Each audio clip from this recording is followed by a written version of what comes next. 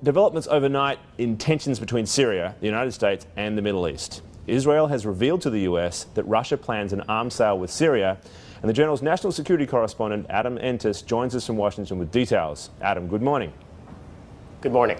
Adam, if this is true, this does not help matters, I presume, in the US efforts to help settle tensions in the region.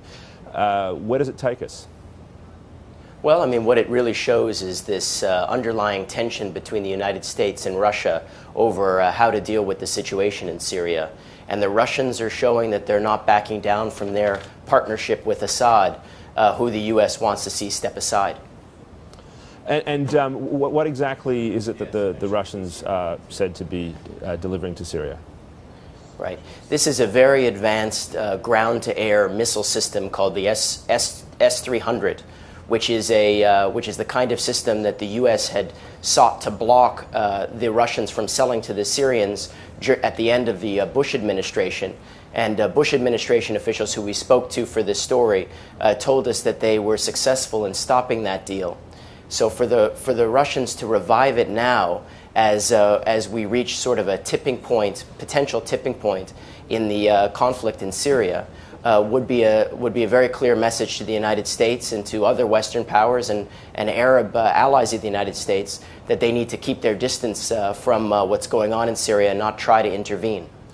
Well, and also would actually physically make it difficult, right? I mean, these are fairly sophisticated surface-to-air missiles and would make it a lot harder for planes to get in there. Right. I mean, the Syrians already have a world-class system that American officials are already very concerned about and feel would be very difficult to penetrate and maintain a presence over for a sustained period of time. So you throw in the mix this new system, and it becomes much more deadly. And in fact, the U.S. had lobbied very hard for Putin not to sell the system for years because it was worried that the Syrians were going to pass it to the Iranians, who would use it to defend its nuclear sites, including Fordo. So this has definitely been on the American radar for a long time, and the officials that we spoke to are reviewing this Israeli intelligence to see how imminent they feel the deal is. The Israelis believe the sale could go forward as soon as 3 months from now.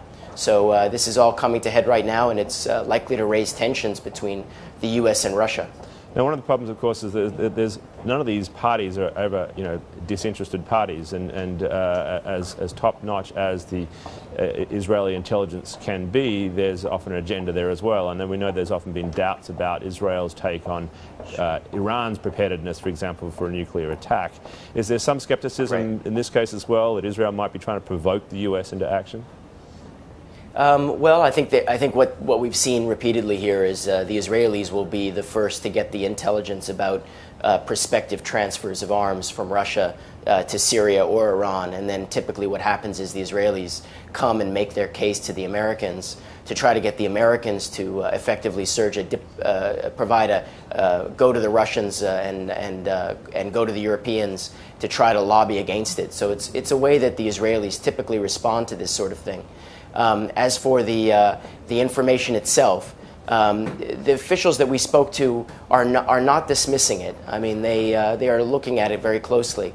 So it's not so much that the sense is that the Israelis may be ginning up this intel. What could be the case, and what some officials have suggested, is that this could be a message that the Russians are trying to send to the Obama administration, which is now looking at arming the rebels in Syria. So in other words, it's a way of Russia to show that it has leverage in this conflict, and it's a way for them to exercise power, which they're attempting to do, which they have done by fulfilling arms contracts with the Syrians over the U.S.'s objections since this conflict began in March 2011. Wow, it's an incredibly complicated geopolitical story. Adam, thank you very much, and you'll, of course, be staying on top of this as it moves ahead. We appreciate your time.